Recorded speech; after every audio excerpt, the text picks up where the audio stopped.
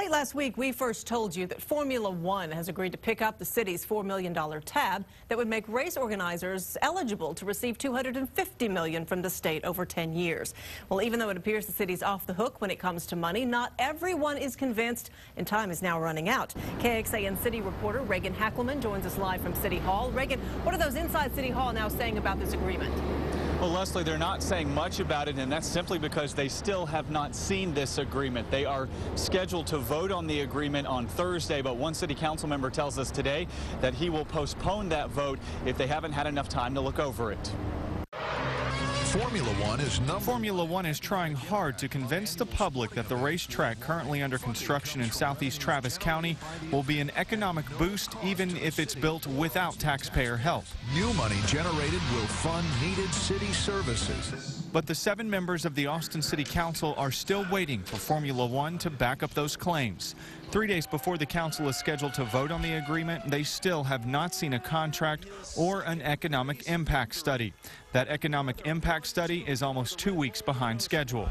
It's very important we get this contract right. Councilmember Bill Spellman helped negotiate the city out of having to fork over $4 million a year in extra taxes brought in by the race.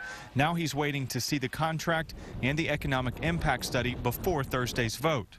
If I can be 100% sure the city's being held harmless financially and that the environmental amenities are okay, then I'll be fine with it. But I'm not there yet because I haven't seen the contract yet.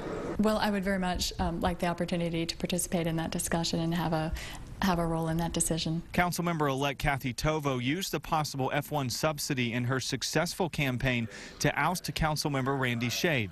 Tovo says this is an important agreement, and she believes the city is rushing into it.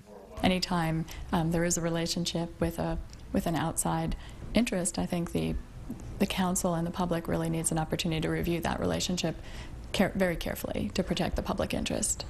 But for her to have a role in the decision, Thursday's vote will need to be pushed back until she takes office later this month.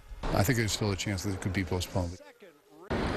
Formula One tells us they'll use the $25 million they get from the state to pay the sanctioning fee to Formula One's international governing body. That first payment is due sometime in July. And about 5 minutes ago, Formula One dropped off that economic impact study here at City Hall. As soon as we get a copy of that, we will throw it up on our website. That's KXAN.com. Reporting live from City Hall, Reagan Hackelman, KXAN News.